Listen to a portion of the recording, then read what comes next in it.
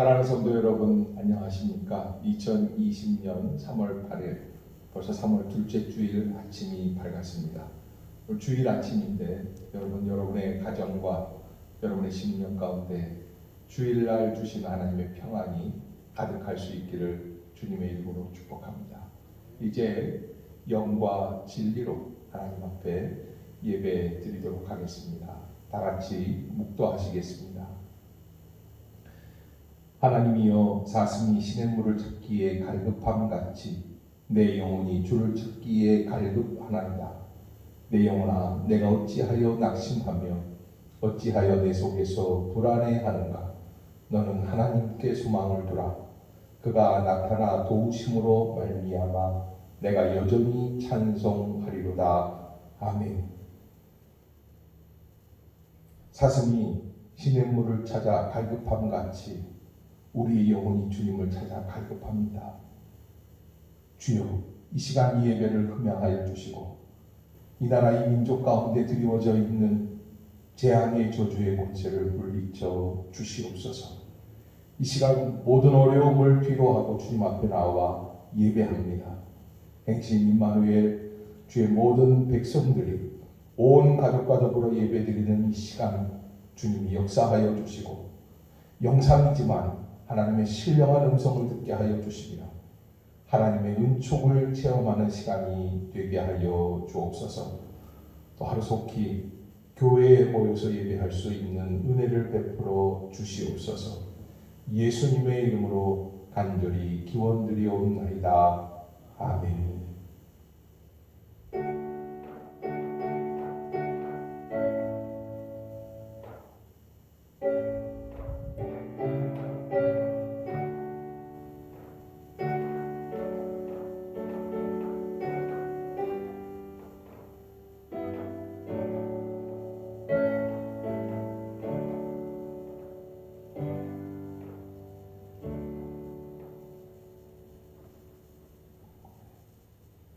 이 시간에는 우리 모든 교우들을 대신하여 이동섭 장로님 나오셔서 예배를 위해 기도해 주시겠습니다.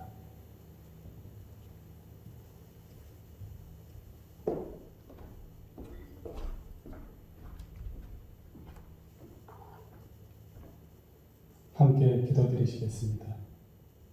할렐루야. 영광과 존귀와 찬양을 받으시기에 합당하신 하나님 아버지, 지난 한 주간도 각 처소의 은혜 가운데 지켜주시고 기도로 예배에 참여하게 하시니 감사드립니다. 사순절이 시작되어 4분의 1 기간 지나는 동안 예수님의 행적을 생각하기보다는 코로나19 뉴스에 더 많은 시간을 보내고 있음을 고백합니다. 주변과 가정의 안전을 걱정하는 것이 당연하겠지만 먼저 골고다 언덕에서 예수님께서 온갖 고난과 모욕을 받으시며 죄 없이 십자가를 지신 이유를 되돌아볼 수 있게 하여 주시옵소서. 주님을 바로 바라보게 하여 주시옵소서. 저희의 마음과 몸은 육신의 정욕과 이생의 자랑으로 가득 차고 하나님의 말씀을 더욱 가까이 할 때 세상 것에 마음을 빼앗기고 방황하고 있다면 저희를 긍휼히 여기시어 용서하여 주시옵소서. 하나님 아버지, 이번 주간도 코로나19 바이러스로 인하여 각 가정과 사업장 등 나라 곳곳이 매우 큰 어려움을 겪고 있습니다. 특히 대구 경북 지역의 코로나19 확산이 교회에 모여 예배드리는 것조차 어렵게 만들고 가정의 경제 및 건강에 균형을 흐트리고 바이러스에 감염된 환자가 점점 더 늘어나는 어려움에 직면하고 있습니다. 확진자 가족들이 이 고통의 어려움을 견디고 정상적인 생활로 돌아올 수 있도록 하나님 함께하여 주시옵소서. 저희를 긍휼히 여겨 주시옵소서. 특히 신천지 교인들로 인한 코로나19의 증가가 더 이상 확산되지 않게 하여 주시고 교회 내에 침투하지 못하게 막아주시며 방역 대책을 세우고 있는 질병관리본부의 인력들과 의료진 및 돕는 모든 손길에도 지혜를 허락하여 주시고 건강을 지켜주시옵소서. 유튜브 방송으로 새벽기도회 및 주일 예배를 이끌고 계신 담임 목사님에게도 성령님의 도우심과 영육간의 강건함을 허락하여 주셔서 모든 성도들이 말씀과 기도의 끈을 놓치지 않고 하나님 말씀과 함께하도록 인도하여 주시옵소서. 하나님의 말씀과 기도로 저희의 삶이 더욱 거룩하여 하게 하여 주시고 경건하게 하여 주셔서 미루어둔 맡겨주신 사명을 더 잘 감당하는 저희들이 되게 하여 주시옵소서. 코로나19로 하나님의 뜻을 헤아리는 교회가 되게 하시며 교회와 성도들의 바른 길로 인도하여 주시옵소서. 교회로 모이고 있지 못하지만 매일매일 대하는 하나님의 말씀을 통하여 저희의 심령이 주님께로 더 가까이 다가갈 수 있도록 인도하여 주시옵소서. 구역장을 통한 구역 식구들과의 소통에도 하나님의 은혜가 함께 하게 하여 주시고 서로의 중보기도로 교회에 모여 구역 예배를 드림과 같은 크나큰 은혜도 허락하여 주시옵소서. 질병 가운데 어려움을 겪고 있는 성도들도 있습니다. 살펴주시고 치유의 체험도 허락하여 주시옵소서. 오늘도 말씀을 들고 단위에 서신 이덕만 단임 목사님을 성령의 두루마기로 감싸주시고 여기간의 강건함을 허락하여 주시옵소서. 하나님의 말씀을 선포하실 때마다 그 말씀이 유튜브 방송으로 참여하는 모든 성도들에게 살아 역사하게 하여 주시옵소서. 저희들의 심령을 변화시켜 주시고 삶이 변화되는 은혜를 더하여 주시옵소서. 이 시간 온 마음과 정성을 다해 찬양을 올립니다. 하나님께서 홀로 영광 받아 주시옵소서. 찬양을 듣는 주의 백성들에게도 그 심령 가운데 은혜가 함께 넘쳐나는 시간이 되게 하여 주시옵소서. 이 모든 말씀 부활의 소망이신 우리 주 예수 그리스도 이름 받들어 간절히 기도드리옵나이다. 아멘.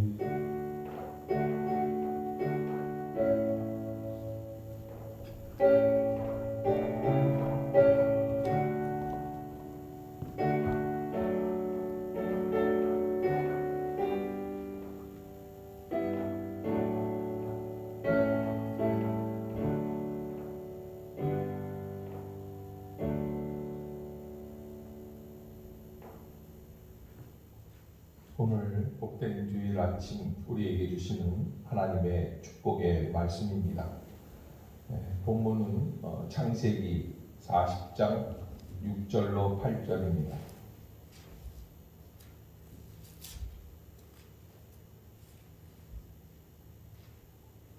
제가 말씀을 받들어 읽겠습니다. 이제 읽어드리는 이 말씀을 들으시며 하나님의 살아계신 계시의 음성을 함께 나눌 수 있는 시간이 되기를 바라겠습니다. 아침에 요셉이 들어가 보니 그들에게 근심의 빛이 있는지라. 요셉이 그 주인의 집에 자기와 함께 갇힌 바로의 신하들에게 묻되 어찌하여 오늘 당신들의 얼굴에 근심의 빛이 있나이까? 그들이 그에게 이르되 우리가 꿈을 꾸었으나 이를 해석할 자가 없도다. 요셉이 그들에게 이르되 해석은 하나님께 있지 아니하니이까 청하건대 내게 이르소서. 아멘. 이제 이 시간 우리 강현욱 선생 나오셔서 하나님께 찬양으로 영광 돌리겠습니다.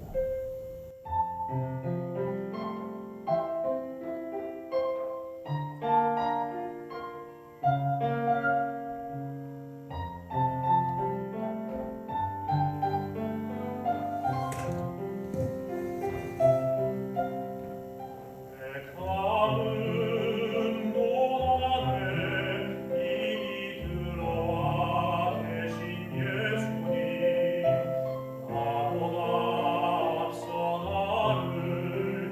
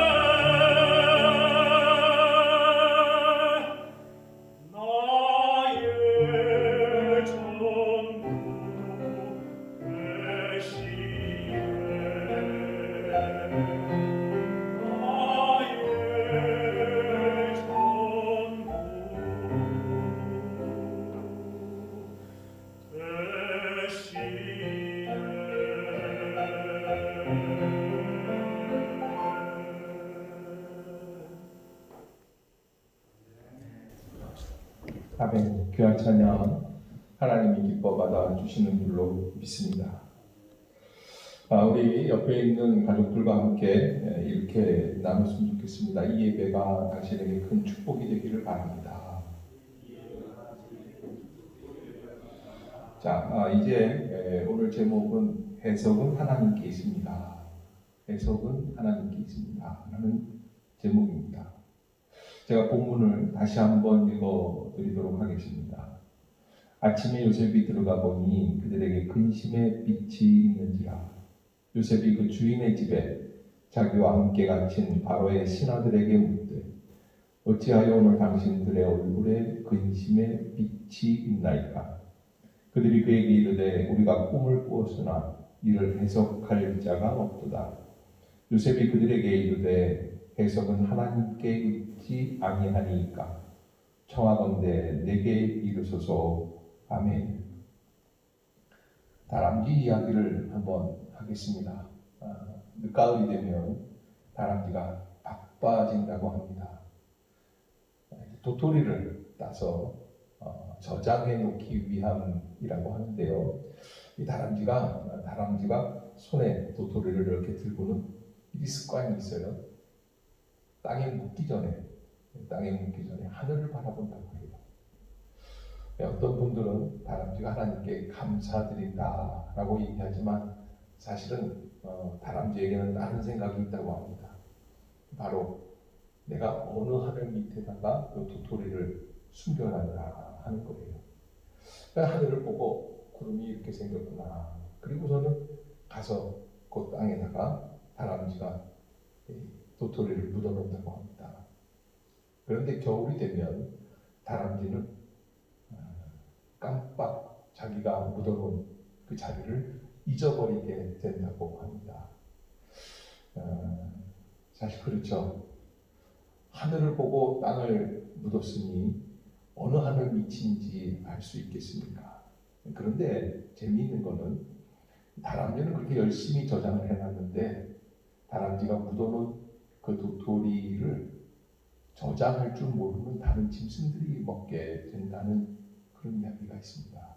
그러니까 다람쥐가 열심히 묻어놓는데 다 누구게 됩니까?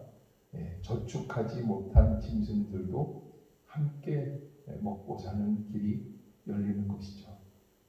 저는 이 얘기가 어쩌면 하나님이 자연 만물 속에 주시는 은혜의 부분이 아닐까 생각이 듭니다. 다람쥐만 먹고 살게 하시는 하나님이 아니십니다. 다람쥐의 열심, 부지런함을 통해서 다른 동물들도 먹여 살리시기 위한 하나님의 섭리라는 말씀입니다. 여러분, 우리가 벌고 있는, 우리가 소득으로 얻고 있는 물질도 내 분깃만 있는 것은 아닙니다. 하나님께 드려야 될 예물도 있고 가난하고 불쌍한 자들과 나누어야 할 그런 사랑의 분깃도 함께 담겨 있는 것입니다. 부모님에게 드리는 것, 자녀들과 형제들과 나누는 것, 여러분 잊지 않는 여러분들이 될 수 있기를 주의 이름으로 축복합니다. 코로나 바이러스 문제로 인하여서 세상이 참 많이 바뀌어지고 있고 이렇게 바뀌어질 수 있을까라는 생각이 들 정도로 여러 가지 다양한 일들이 벌어지는데 지난 주간에 인천에서 어느 지하 주차장에서 큰 트럭을 갖다 놓고 마스크 수백 상자를 내리던 중간업자가 경찰에 발각이 되었다고 합니다. 나중에 알고 보니까 경기도 광주에서 또 비슷한 사건이 있었는데 이 두 사건을 합해서 중간업자들이 가지고 있었던 마스크는 약 500만 개 정도 됐다고 합니다. 하루에 한 주간에 2장만 쓰라고 하는 국가의 시책이 있는데 이 사람들은 어떻게 그런 일들을 저지르게 되었을까 한번 깊이 생각해보고 인간은 끝없이 이기적이다라는 생각을 하게 되었습니다. 좀 인상 깊게 보았던 그런 기사는 마스크를 쓰고 춤추는 강남클럽 이야기입니다. 이 와중에도 밤중에 젊음을 불태우리라 생각을 하고 젊은 남자들이 클럽에 가가지고 춤을 추는데 코로나 바이러스 때문에 소독은 하고 마스크는 쓰고 춤을 춘다. 무엇이 그렇게 그들에게 춤을 출 수 있는 그런 마음을 들게 했을까라는 생각도 해보고요. 결혼, 불, 모든 잔치들도 유튜브로 중계해서 가족들과 함께 나누는 신풍속도가 생기게 되었다. 또 한편으로는 이런 기사가 있었습니다. 중국 우한성의 한 가게 주인이 물건을 파는데 저쪽에 손님이 서 있다가 주인이 물건을 놓고 뒤로 몇 걸음 물러나면 손님이 와서 그 물건을 가지고 가는 겁니다. 이름하여 사회적 거리 두기, 간격 두기 뭐 이렇게 이야기를 하는데 저는 그 기사를 보면서 아마 앞으로 우리가 영원히 이런 세상 속에 살면 얼마나 끔찍한 세상이 될까라고 하는 생각을 해보았습니다. 사랑하는 성도 여러분, 우리가 아무리 어렵고 힘이 들지만 하나님의 은혜 가운데 다시 한번 이 시기, 어려운 시기를 믿음으로 극복해 나갈 수 있는 그런 은혜의 마음을 얻을 수 있는 시간이 되기를 주의 이름으로 축복합니다. 요한복음 9장에 보면 예수님께서 길을 가실 때 한 사람을 만나게 되는데 태어날 때부터 맹인된 사람을 보았다. 그 제자들이 예수님께 묻습니다. 랍비여, 이 사람이 맹인으로 난 것이 누구의 죄로 인함이니까? 자기니까? 그의 부모니까? 그렇지 않겠어요? 날 때부터 맹인으로 태어났으니까 이게 누군가의 죄 때문에 저주를 받은 것은 분명한데 부모의 죄냐? 아니면 그 사람의 본인의 죄냐? 예수님은 놀라운 대답을 해주십니다. 예수께서 대답하시되 이 사람이나 그 부모의 죄로 인한 것이 아니라 그에게서 하나님이 하시는 일을 나타내고자 하십니다. 제가 다시 한번 읽어드리겠습니다. 이 사람이나 그 부모의 죄로 인한 것이 아니라 그에게서 하나님이 하시는 일을 나타내고자 하십니다. 때가 아직 낮음에 나를 보내신 이의 일을 우리가 하여야 하리라. 밤이 오리니 그때는 아무도 일할 수 없느니라. 내가 세상에 있는 동안에는 세상의 빛이로라. 성도 여러분, 복음을 믿는다는 것은 무엇입니까? 바로 예수님께서 이 사건을 통하여 우리에게 주시려고 하시는 그 의미와 연결되어 있다. 저는 그렇게 생각을 합니다. 복음이라는 것은 팩트를 발견냈느냐 아니면 찾지 못하였느냐의 문제가 아니라 어떻게 하나님을 이 팩트를 가지고 하나님 앞에서 해석해서 믿겠느냐라고 하는 것입니다. 그러기에 해석하는 것, 우리가 알고 있는 팩트만큼 더 중요한 일이다라고 말씀을 드릴 수 있습니다. 이번 코로나 바이러스 문제로 인해서 교계에서는 이런 이야기들이 떠도니다. 예배를 드리는 교회, 우리는 이 코로나 바이러스에도 불구하고 예배를 드린다. 그 교회 목사님들이 자기네 교회 사진을 올리면서 우리 교회는 이렇게 믿음 좋은 사람들이 있다라고 자랑하는 일들이 신통속도가 생기고, 또 예배를 드리지 않는 교회는 믿음이 없는 교회인 것처럼 이렇게 생각하는 일들이 벌어지게 됩니다. 여러분, 우리 교회가 당회를 열고 그리고 예배를 드리지 않기로 결단한 이유는 우리 믿음이 좋고 나쁘고의 문제가 아닙니다. 우리가 예배를 드리는 순간부터 우리 교회는 세상에 악영향을 끼치는 공동체가 되기 때문에 그렇습니다. 신천지 집단이 이 사회에서 매우 암적인 세포로 나아가게 된 것은 바로 자기들이 하고 있는 예배, 자기들의 존재에 대해서 어둠 속에서 비밀스럽게 하고 있기 때문인 것입니다. 우리는 이 현실을 믿음으로 바로 해석하고 나가야 된다라는 것 여러분들이 꼭 잊지 마시기를 바라겠습니다. 오늘 본문 창세기 40장 6절로 8절, 우리가 잘 알고 있는 요셉의 이야기. 근데 요셉의 이야기 중에 가장 하이라이트 중에 하이라이트다. 왜 그렇습니까? 요셉은 요 시기에 노예로 팔렸던 신분이 애굽의 총리 대신으로 발돋움하는 그런 부분입니다. 이 말씀 속에서 우리에게 주고 있는 요셉의 인생이 굉장히 탁월하고 또 어떤 면에서는 신비로운 마음을 들게 하는 요셉의 자세가 우리 안에 전달되게 됩니다. 저는 먼저 여러분들에게 이렇게 말씀드리고 싶어요. 계속된 고난은 요셉을 더욱 단단한 사람으로 만들어간다. 계속된 고난. 이상하죠? 고난을 받으면 받을수록 요셉은 무너지고 힘들고 좌절하고 낙심하고 절망할 것 같은데, 근데 그 고난은 요셉을 더욱 단단한 사람으로 만들어가게 됐다라고 하는 말씀입니다. 여러분, 이 사람들이 외출을 못하고 TV만 보게 되니까 이 코로나 바이러스 기간 동안에 아주 유명해졌던 방송이 하나 있는데, 그거는 방역 프로그램이라든지 뉴스가 아닙니다. TV조선에서 나오는 한 방송 프로그램인데 미스터 트롯이라고 하는 그런 트로트를 부르는 가수들이 나와서 노래 경연대회를 하는 그런 프로그램인데, 지난주에 이 프로그램은 방송사상 37%라고 하는 경이적인 시청률을 이루었다고 기록이 되어 있습니다. 임영웅이라고 하는 한 청년 가수가 나오는데 준결승을 앞두고 1위로 등극을 하게 되는데 962점을 넘은 경이적인 점수를 받게 되었다고 합니다. 이런 거 보면 아무리 시대가 어렵고 힘이 들고 많은 사람들은 공연을 포기할 수밖에 없는 그런 부정적인 상황인데, 또 그 시대에 쓰임받는 한 인물이 있는 것을 보게 되죠. 요셉의 삶이 저는 그렇다고 생각합니다.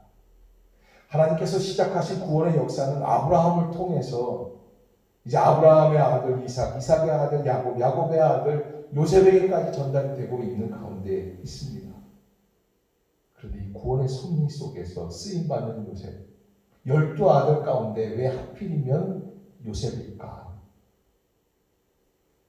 저는 하나님께서는 고난의 시기마다 구원의 역사를 이루시기 위해 하나님의 사람으로 쓰임받을 사람들을 찾고 계신다.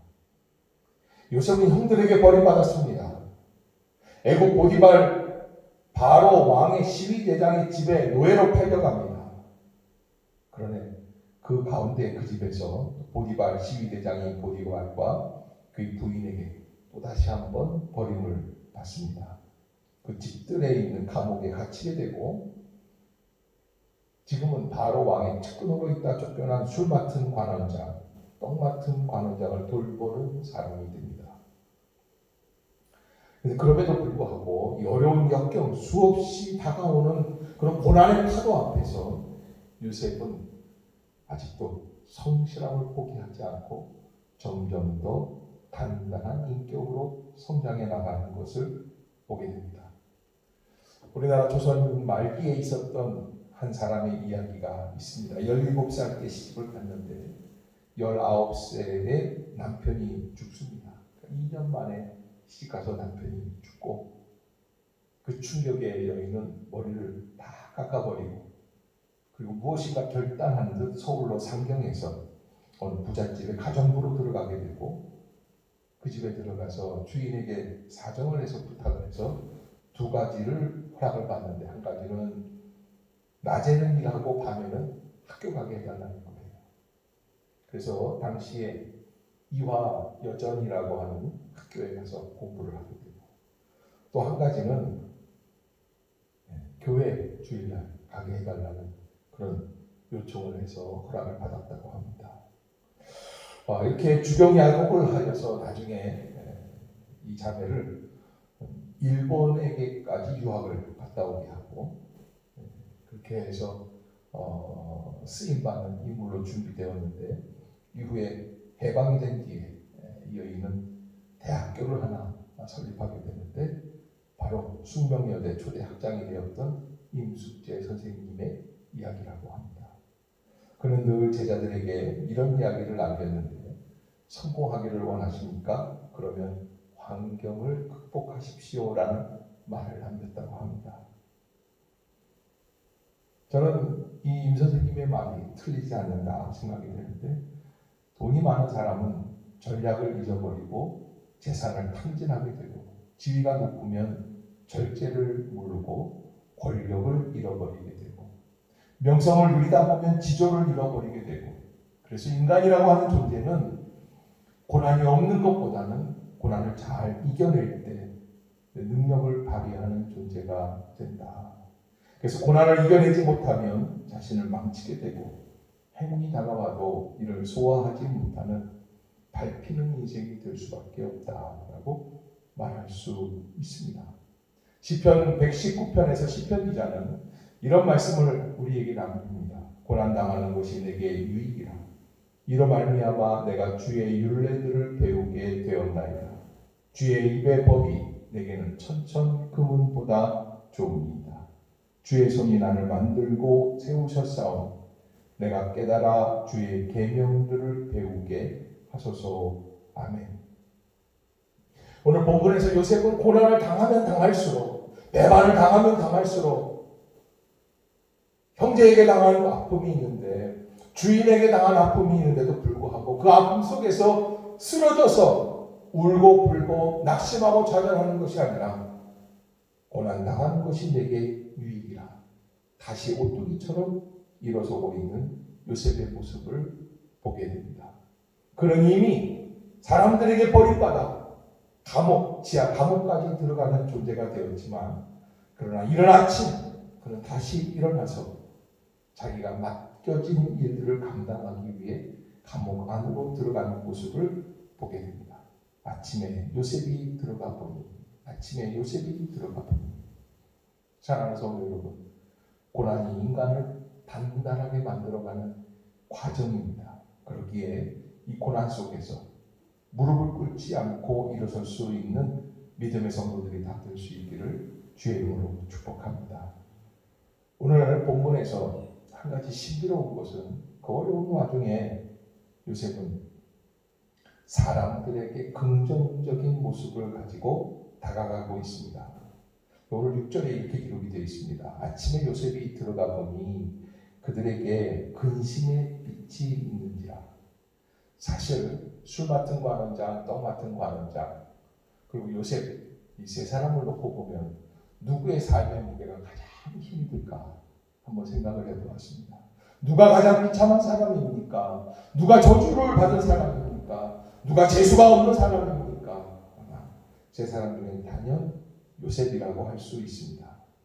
그런데 요셉은 자기의 저주스러운 운명에 빠져 있지 않습니다. 오히려 다른 사람들을 염려하고 있습니다. 그들에게 근심의 빛이 있는지라. 그런 요셉이 얼마나 긍정적인 마음들을 가지고 삶을 살아가고 있는가. 그리고 내 주변에 있는 어려움을 당하는 사람들을 살펴보고 있다라는 사실을 알 수 있습니다. 하버드 대학의 샤하르라고 하는 교수가 긍정심리학을 가르치는데 삶을 행복하게 만드는 방법을 연구하고 강의합니다. 한 학기 강의가 끝난 뒤에 정작 샤하르라고 하는 교수 자기 자신에게 공허함이 다가왔다고 합니다. 이제 이후엔 뭘 하지? 남은 인생을 계속 이렇게 보내야 하나? 그 무렵에 우연히 머리를 깎을 일이 있어서 이발소를 찾았는데 소파에 앉아서 사는 사람들이 이발하는 모습을 바라보면서 기다리고 있습니다. 그런데 이발사가 다른 손님의 머리를 깎고 있는 동안에 이렇게 서로 간에 대화를 하는 거예요. 이제 이발사에게 묻는데 손님이 비행기 조종사 면허를 땄습니까? 아니요, 그만뒀어요. 그 얘기를 들은 사하르 교수가 자기 차례가 되었을 때 그 이발사에게 물었다고 해요. 비행기 조종사 면허에 도전했었나요? 예, 이따금 찾아오는 공허감을 메울 수 있을까 싶어서 한번 도전해 보았습니다. 하지만 엉뚱한 곳에서 헤매고 있다는 사실을 깨달았습니다. 샤하르 교수가 궁금해서 물어봤습니다. 그러면 당신의 그 공허함을 채워줄 수 있는 것은 무엇일까요?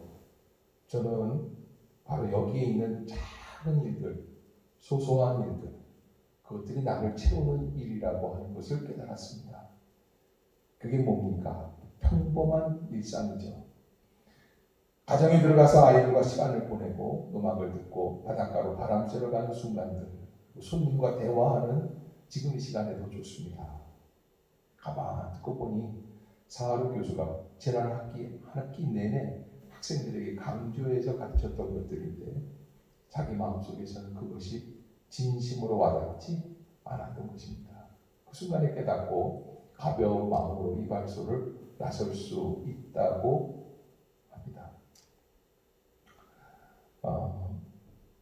우리가 지금까지 수없이 들어온 말귀이지만 무지개를 찾아 멀리 갈 것이 없고 지금 현재 있는 이곳이 바로 우리가 있어야 할 삶의 자리, 주님이 함께 하시는 복된 자리라는 것입니다.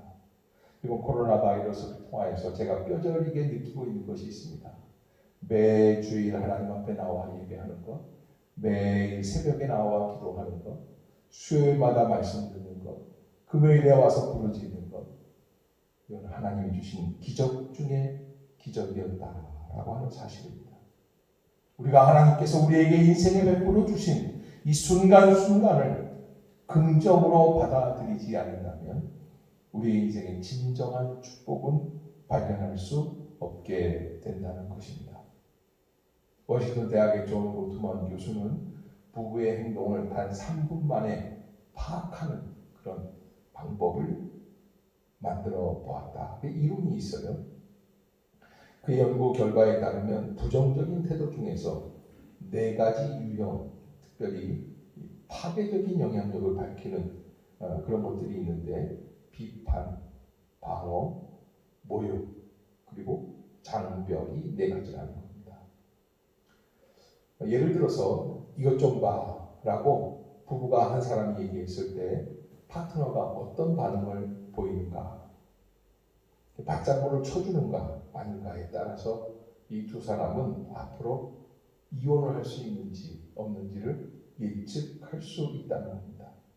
새를 좋아하는 남편이 정원에서 희귀한 새를 발견하고 아내를 부르고 새를 통해 아내의 관심과 지지를 얻으려는 시도를 보여줄 때 그때 아내에게는 두 가지 선택의 길이 있다는 거예요.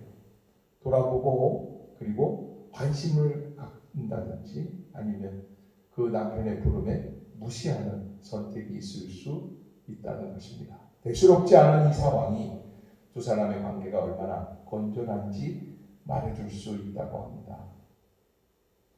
그래서 붕괴된 관계는 긍정과 부정이 1대1의 비율. 그러니까 이 붕괴된 관계에도 긍정이 없는 것이 아니에요. 긍정이 있어요. 그러나 비율이 1대1 정도. 그러니까 반은 긍정이고 반은 부정이다. 이러면서 붕괴되고 있는 거예요. 또 붕괴된 관계의 특징은 남의 탓을 한다. 비판을 한다. 불평을 한다. 또 그가 말하는 것에 방어적인 태도를 가지고 무시와 경멸을 하고 완고한 생각을 하는 것이 붕괴된 관계라 말할 수 있고 반대로 안정적인 관계는 긍정과 부정의 비율이 5대1까지 올라갑니다. 그러니까 5번 긍정하면 한 번 정도 부정할 수 있어요. 부정이 없는 게 아닙니다. 부정이 있기는 있는데 그러나 긍정과 부정이 5대1의 비율로 이렇게 움직이게 된다라는 것입니다. 그리고 안정적인 관계에서 특징은 경청한다는 거예요. 이 사람이 무슨 얘기를 할까 관심을 갖고 들어준다는 겁니다. 세 번째, 감정이입이 있고 또 감사가 있고 배려가 있고 또 농담, 조크도 있고 기쁨의 공유함이 있다고 합니다. 사랑하는 성도 여러분, 긍정의 대화, 긍정의 관계를 유지해 나갈 수 있는 성도들이 되시기를 바라겠습니다.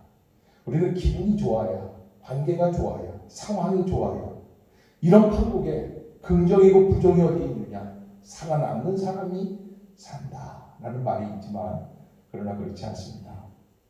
요셉은 그 와중에도 술 맡은 관원장과 떡 맡은 관원장의 얼굴빛을 살펴줍니다.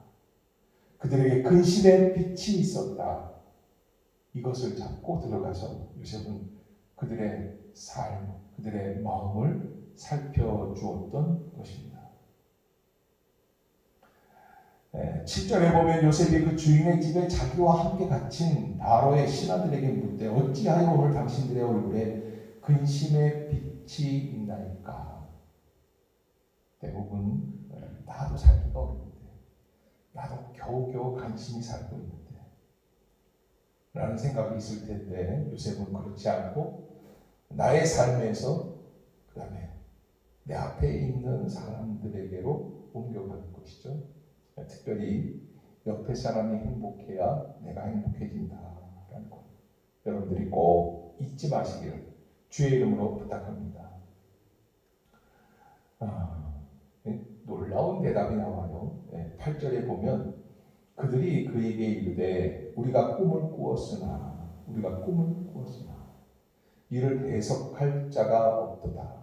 요셉이 그들에게 이르되 해석은 하나님께 있지 아니하니까 청하건대 내게 이르소서.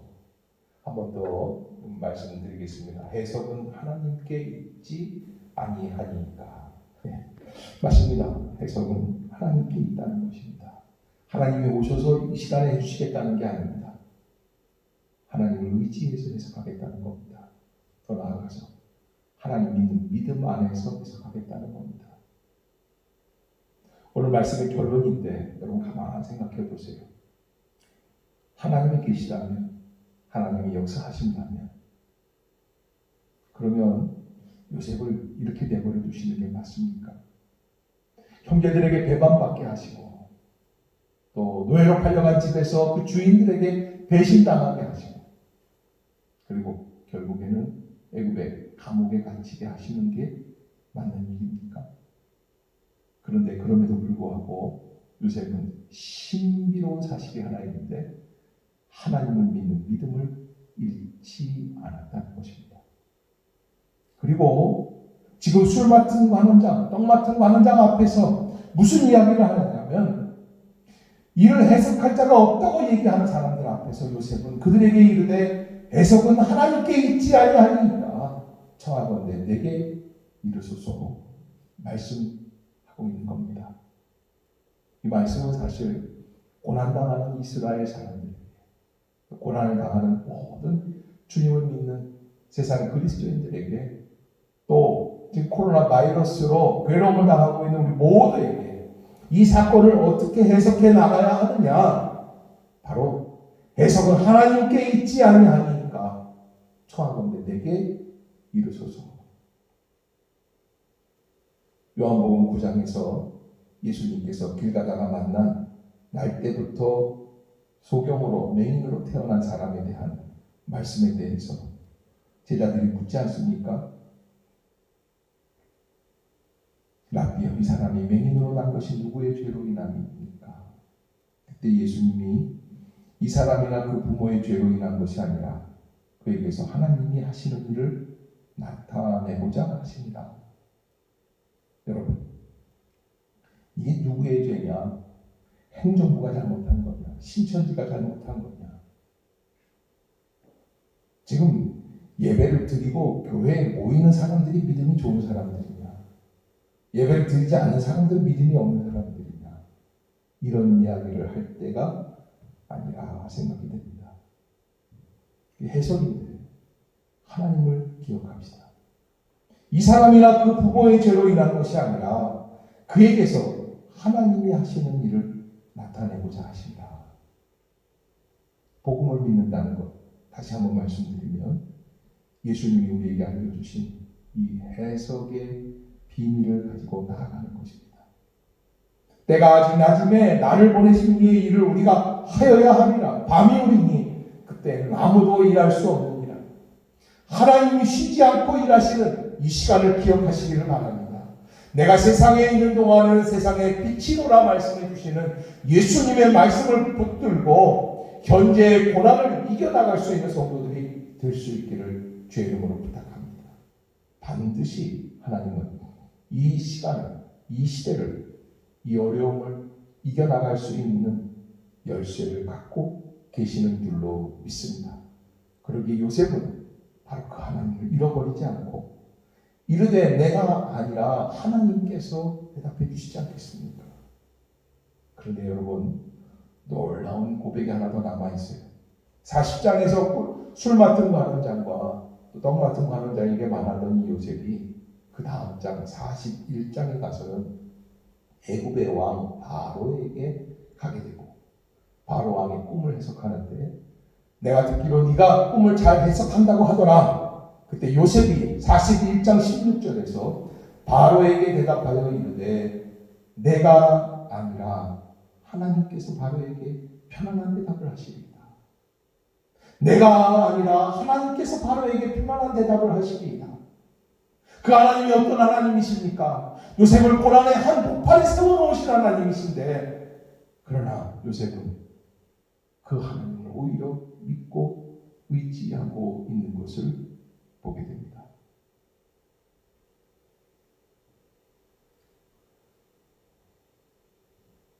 가끔 주례를 하다 보면 젊은 부부들에게 주례 전에 만나서 이야기를 할 때가 있습니다. 저는 늘 이 말을 빼놓지 않고 말해줍니다. 결혼이라는 것은 결혼식이 중요한 게 아니다. 결혼식에 받았던 감동과 그 믿음을 가지고 평생을 살아내는 게 정말 중요하다라는 이야기를 합니다. 결혼이라는 것은 결혼식보다는 결혼식 이후의 삶이 더 중요한 거 아닙니까? 화려하게 하고 거창하게 해놓고 그 다음날 이혼한다면 그 결혼식이 무슨 의미가 있겠습니까? 신앙생활 마찬가지입니다. 우리가 신앙생활을 감당해 나아갈 때 잊지 말아야 할 것이 있습니다. 교회에 와서 예수님을 영접할 때 첫날 첫 시간의 감격, 교회를 찾았을 때, 마음에 드는 교회를 찾았을 때, 마음에 드는 설교를 찾았을 때 그 감동을 가지고 그 감동을 기억하며 사는 것도 중요한데, 그 감격을 가슴에 담고 평생을 주님 앞에 서는 날까지 묵묵히 그 길을 걸어가는 것, 그것이 신앙생활의 핵심이고 교회 생활의 핵심입니다. 신앙의 정점이 어디에 있습니까? 요셉에게 있어서 가장 인생의 가장 귀한 분은 누구입니까? 바로 하나님이십니다. 해석은 하나님께 있지 아니하니까. 여러분 미국 캘리포니아에 가면 어느 공원 묘지에 아주 유명한 화가가 그런 그림을 벽화로 남겼습니다. 예수님께서 십자가를 짊어지시기 전에 하늘을 바라보고 계시는 그림입니다. 이 십자가 처형장에서 이 십자가가 앞에 있어요. 그리고 예수님은 이제 발가 벗겨서 십자가의 못을 박히게 되는 그 순간입니다. 그때 주님은 하늘을 바라보십니다. 하나님이 누구십니까? 그렇게 믿던 아버지가 무엇입니까? 예수님을 십자가에 못 박으시는 분입니다. 그런데 예수님은 그 하늘을 바라보고 그 화가가 그 그림에 그 예수님의 눈빛, 허탈하고 공허하고 닥쳤던 개가 지붕 쳐다보는 그런 실망과 좌절 속에서 하늘을 바라보는 것이 아니라 그 눈에는 분명히 확신에 찬 눈빛이 있었어요. 주님은 이 땅 위에서 참을 수 없는 십자가의 고난을 바로 자기의 아버지 되시는 하나님을 바라보며 감당하고 계시는 것입니다. 주님은 이 땅에 오신 것이 자신의 부귀 영화를 위해서가 아니라 자신의 야망을 이루시기 위해서가 아니라 오직 한 분 하나님의 뜻을 이루시기 위함이었다라는 것을 결론으로 내리고 계시는 것입니다. 그래서 십자가에서 우리가 생각하지 못했던 놀라운 말씀 한마디를 남기십니다. 바로 다 이루었다라고 하는 말씀입니다. 헬라어로 테텔레스타이라고 하는데 이 단어는 다 갚았다, 다 완성하였다, 더 나아가서 다 수행하였다라는 의미를 담고 있습니다. 테텔레스타이, 예수님은 바로 하나님의 뜻을, 구원의 뜻을 다 이루시기 위해서 우리가 짊어졌던 죄악의 멍에를 대신 갚기 위해서 하나님이 자기에게 맡겨주신 사명을 수행하기 위하여 십자가 앞에 서신 것입니다. 인생을 살다 보면 생각지 못하는 십자가가 내 앞에 나타나게 될 때가 있습니다. 십자가를 부인하기보다는 오늘 주님께서 우리에게 보여주신 그 말씀 그대로 다 이루었다, 감당하기 원하여 십자가의 능력을 향해 나아갈 수 있는 우리 모두가 되어야 할 것입니다. 요셉은 그 어려운 가운데에서 하나님을 기억하고 있습니다. 해석은 하나님께 있지 아니하니까. 하나님이라는 이름, 하나님이라는 존재가 말되어질 수 있는 상황이 아닌데 그 어려운 상황에서 요셉은 하나님을 언급합니다. 하나님을 선포합니다. 그러기에 다음 41장을 향해서 나아가는 요셉을 보게 되는 것이죠. 사랑하는 성도 여러분, 이 어려운 시기 하나님의 은혜 가운데 믿음으로 감당해 나가는 우리 모두가 될 수 있기를 바라겠습니다. 하나님이 계시기에, 하나님이 역사해 주시기에, 하나님께 해결책이 있기에 하나님 이 민족을 불쌍히 여겨 주시옵소서. 그런 귀한 고백을 가지고 나아가는 마침내 승리하는 우리 모두가 될 수 있기를 주의 이름으로 축복합니다. 기도하겠습니다. 사랑의 하나님, 은혜를 감사합니다. 이 아침도 주일 예배를 기억하며 온 가족이 함께 영상 앞에 앉았습니다. 주의 음성을 듣기를 원하여 고개를 숙였습니다. 방금 들은 창세기 40장에 있는 말씀, 이 말씀이 온 가족에게 생명의 말씀이 되기를 원합니다. 하나님, 고난은 인간을 더욱더 단단하게 연단하는 과정이 되는 것을 잊지 않게 하여 주시고 그 어려운 고난 속에서 긍정적인 마음을 잃어버리지 않게 하여 주시며 무엇보다 우리의 고난 속에서 우리가 꼭 기억해야 될 이름, 하나님을 기억할 수 있는 우리 모두가 되게 하여 주옵소서. 지금도 말할 수 없는 형편, 어려움 속에서 괴로워하며 힘들어하는 성도들 가정가정을 찾아가 주시고 그들에게 위로하여 주시고 인도해 주시고 채워 주시옵소서. 질병으로 고통당하는 자들의 아픔을 치유하여 주시옵소서. 병상에서 괴로워하는 성도들의 마음을 회복시켜 주시옵소서. 직장의 문제, 가정의 문제, 부부간의 갈등의 문제, 자녀와의 괴로움의 문제들 해결하여 주시옵소서. 하나님, 내일은 어떻게 살아가야 할까? 물질의 문제로 괴로워하는 성도들도 많이 있습니다. 주님, 이 시간 그들의 마음속에 찾아가 주시고 두려워 말라 내가 너와 함께함이라 말씀해 주시어서 우리를 먹이시고 입히시는 분이 오직 여호와 하나님이심을 깨닫게 하여 주시옵소서. 이 예배를 드리는 우리 모두에게 동일한 평안을 주시며 성령의 능력이 나타나게 하여 주시옵소서.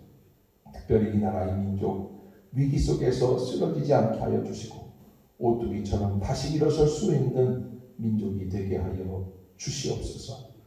하나님, 우리를 비난하는 우리들이 있습니다. 다시 한번 보란듯이 일어설 수 있는 은혜를 허락해 주시옵소서. 하나님, 또 그 외에도 우리가 다 구하지 못하는 여러 가지 어려움들, 힘든 문제들 주님이 한 가지 한 가지 해결해 주시리라 믿습니다. 주님, 평안을 허락하여 주옵소서. 이제는 우리 주 예수 그리스도의 무한하신 은혜와 하나님 아버지의 크고 놀라우신 사랑과 성령님의 내주 교통 감화 감동 역사 인도하심이 주님의 은혜 가운데 믿음으로 나아가 영광 돌리기 원하는 모든 사랑하는 행신 임마누엘 주의 백성들 모든 가족들 머리머리 위에 이 한 주간 하나님의 은혜를 기다리는 모든 심령들 가운데 영원토록 함께 하옵시기를 간절히 축원하옵나이다. 아멘.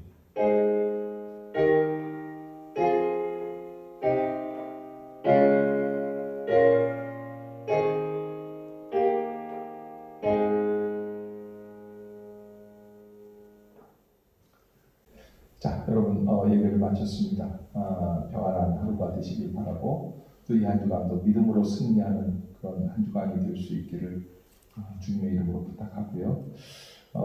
병원에 있는 많은 환우들이 계십니다. 특별히 최영수 집사님은 아직까지 한 주간 더 또 추위를 살펴보셔야 된다 하는데 수술한 부위가 이제 조금씩 움직이기 시작하는데 빨리 회복이 될 수 있도록 위해서 기도해 주시기를 부탁을 드리고요. 박미영 집사님 친정어머님도 어제 토요일 저녁에 다시 입원하셨다고 합니다. 위해서 기도해 주시고 호스피스 병동 자리가 또 빨리 나와서 어머님이 빨리 또 안정적인 그런 치료를 받으실 수 있도록 위해서 기도해 주시기를 부탁을 드리겠습니다. 그 외에도 이름을 밝힐 수 없는 환우들이 몇 분 더 병원에 계십니다. 여러분들 위해서 격려해 주시고 또 기도해 주시고 빠른 치유가 이루어질 수 있도록 그렇게 해 주시기를 부탁을 드리겠습니다.